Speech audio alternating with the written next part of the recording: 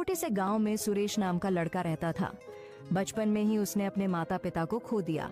उसके पास न कोई सहारा था, न ही उसके पिता की कोई जमीन। वह एक छोटी सी झोपड़ी में रहता था, लेकिन गांव में आई बाढ़ के कारण उसकी झोपड़ी भी बह गई। गांव के जमींदार धर्मदास बहुत दयालु व्यक्ति थे। उन्होंने सुरेश पर दया कर उसे अपने यहाँ काम पर रख लिया और रहने के लिए एक झोपड़ी दे दी। समय बीतता गया और सुरेश बड़ा हो गया। अब वह पूरी लगन से जमींदार के यहाँ काम करता था और जमींदार भी उस पर बहुत भरोसा करने लगे थे। एक दिन जमींदार ने सुरेश से कहा, बेटा, तुम अब शादी क्यों नहीं कर लेते?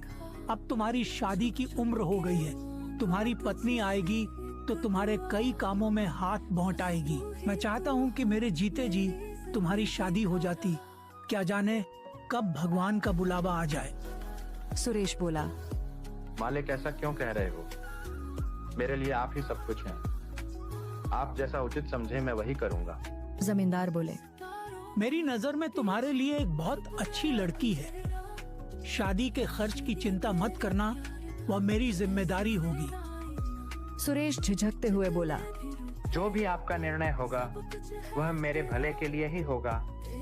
आप मेरे पिता समान हैं। धर्मदास का बेटा विक्रम ये सब सुन लेता है और गुस्से में अपने पिता के पास आता है। पिताजी, ये आप क्या कर रहे हैं? सुरेश हमारा नौकर है और आप उसकी शादी का खर्च क्यों उठा रहे हैं? धर्मदास ने सख्ती से जवाब दिया, वह मेरा नौकर नहीं, बेटे जैसा है। विक्रम चिढ़कर बोला, आप मेरे पिताजी हैं या उसके? धर्मदास नाराज होकर बोले, जब मैं बीमार था तब कहाँ गया था तुम्हारा अपनापन? तब सुरेश ने मेरी कितनी सेवा की थी। वह दिन रात मेरी देखभाल करता था और तुम अपने शौक में मस्त रहते थे। तुम मुझे मत सिखाओ कि कौन अपना है और कौन पराया। विक्रम और भी गुस्से में आ गया। उसने सोचा कि उसे सुरेश को रास्ते से हटाना होगा।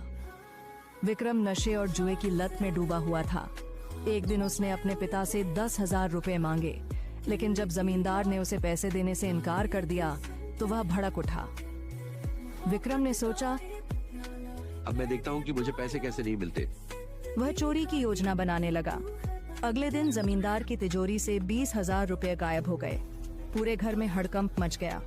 विक्रम मौके का फायदा उठाकर बोला, पिताजी, चोर और कौन हो सकता है? सुरेश ही होगा। सुरेश हैरान रह गया। उसने सफाई दी, मालिक, मैं ऐसा नहीं कर सकता। आप पर मेरा पूरा जीवन समर्पित है। लेकिन विक्रम ने उसे झूठा ठहराते हुए उसके घर की तलाशी की मांग कर दी।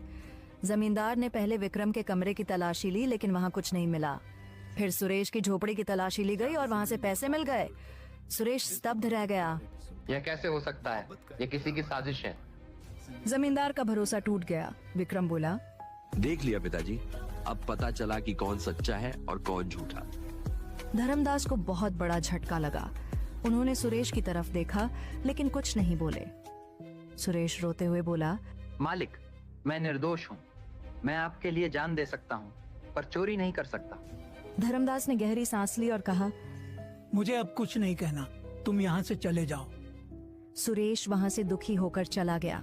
लेकिन गांव के एक बुजुर्ग ने यह सब देख लिया था। उन्होंने जमींदार को बताया कि उन्होंने आधी रात को विक्रम को चुपके से पैसे छुपाते देखा था। धर्मदास को जब यह सच पता चला तो उन्हें बहुत पछतावा हुआ। उन्होंने तुरंत सुरेश को बुलाया और गले से लगा लिया। बेटा, मुझसे बहुत बड़ी गलती हो गई।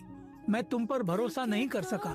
विक्रम ही असली चोर है। सुरेश की आंखों में आंसू थे, लेकिन उसने जमींदार से कहा, मालिक, आपको दोषी महसूस करने की जरूरत नहीं। आपके लिए तो मैं जान भी दे सकता हूँ। धर्मदास ने विक्रम को घर से निकाल दिया और उसे अपनी गलती सुधारने का आदेश दिया। विक्रम का झूठ उजागर हो चुका था। गांव के लोग जमींदार के फैसले की सराहना करने लगे। सुरेश को फिर से जमींदार ने अपने साथ रख लिया और उसे अपना उत्तराधिकारी बना लिया। इंसान की असली पहचान उसके कर्मों से होती है, न कि उसकी संपत्ति से।